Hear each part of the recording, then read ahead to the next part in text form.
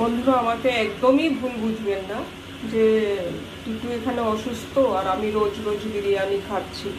আসলে আমার আজকাল এই বিরিয়ানি বানানোটাই যেন সবচেয়ে ইজি লাগছে। ডাল তরকারি ভাজা এটা সেটা করার চাইতে ফটাফট ব্যাস মশলা ভেজে মাংস এগুলো ভেজে বিরিয়ানি বানিয়ে নাও, এটাই যেন আমার কাছে ইজি। তাই আজকে আবার আমি বানাচ্ছি। আজকে ফ্রিজ থেকে একটুখানি মাংস বের করে নিয়েছি, যেটা শুধু আমি খাবো আমার জন্য। তারপরে বিরিয়ানিতে দেব 3টে ডিম, যেটা টিটু খাবে। তারপরে বিরিয়ানিতে দেব পনির, যেটা আমার হাজব্যান্ড খাবে। আর আমি নিয়েছি 2টো আলু, 4টে পেঁয়াজ, যেটার কিছুটা বেরেস্তা হবে আর কিছুটা দিয়ে আমি মাংসটাকে কষা বানাবো। বড় টেবিল স্পুনের 1 স্পুন আমি রসুন বাটা দেব, 1 স্পুন আমি আদা বাটা দেব। আর আজকে বিরিয়ানিটা আমি সম্পূর্ণ ঘি দিয়েই বানাবো। আর হচ্ছে চাউল আমি এটা নিয়েছি নর্মাল বাসমতি চাউল, ফরচুনের বাসমতি চাউলটা আমি নিয়েছি। এই চাউলটা দিয়ে আমি আজকে বিরিয়ানিটা বানাবো। তো বিরিয়ানি বানানোর পদ্ধতিটা আমি দেখাচ্ছি না, কারণ আমার ফোনে একদমই চার্জ নেই। আমি জাস্ট এগুলোই দেখালাম। আর মশলাপাতি তো যা আগে দিয়েছিলাম, মানে যেরকম দেওয়া হয় সেই রকমই দেব। দারচিনি, এলাচ, লবঙ্গ, গোলমরিচ, তারপরে জাবিত্রী, জায়ফল এসবের পেস্ট বানিয়ে একটা দেব। দারচিনিটা একটু গোটা দেব। আর MBH বিরিয়ানি মশলা দেব। আর বাকি হলুদ গুঁড়ো, লঙ্কা গুঁড়ো, একটু ঝালি করবো লঙ্কা গুঁড়ো, তারপরে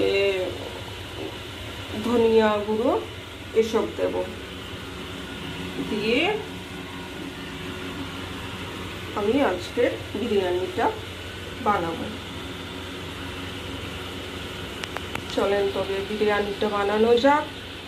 তবে আমি আমার ভিডিওতে অনেকবারই বিরিয়ানি বানানোটা দেখিয়েছি, এই জন্য আজকে যদি আমি চার্জ দিয়ে পারি, অ্যাকচুয়ালি চার্জারটাই কাজ করছে না। যদি পাওয়ার ব্যাংকটা আমার হাজব্যান্ড আমাকে দেন কিছুক্ষণের জন্য, তবে সেটা লাগিয়ে আমি ভিডিও বানাবো। আর তা নইলে হয়তো ভিডিওটা বানাতে পারবো না। এই যে আমি পেঁয়াজের বেরেস্তা বানিয়ে নিয়েছি। এদিকে আলু ভাজা করছি, ভাত বানিয়ে রেখেছি। এদিকে আলু আর মাংসটা একটু ভেজে নিয়েছি। এদিকে পেঁয়াজটা ভাজা করছি।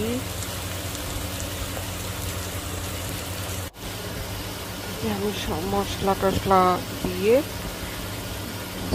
আমি ডাবল বলছি, টশলা নয়, শুধু মশলা দিয়ে যে আমি বানিয়ে ফেললাম। এটাকে কষিয়ে নিলাম ভালো করে কষিয়ে। এতে আমি প্রথমে মাংসগুলো দিয়ে দেব। মাংসগুলো কষা হয়ে গেছে, আলুটাও দিয়ে কষিয়ে নিয়েছি। এখন আমি এতে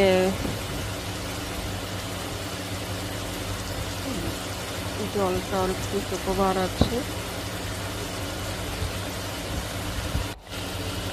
আমি পনিরগুলো দিয়ে দিলাম। তবে পনিরটা আমি বেশি ভাজবো না।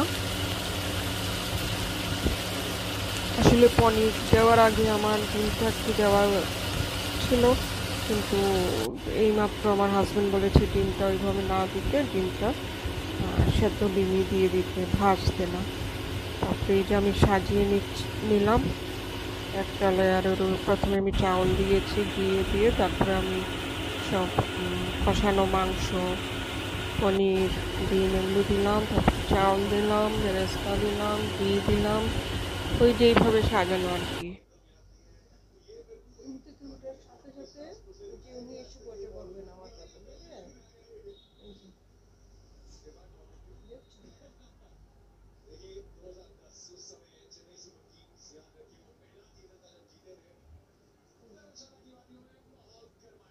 भी দেখছেন।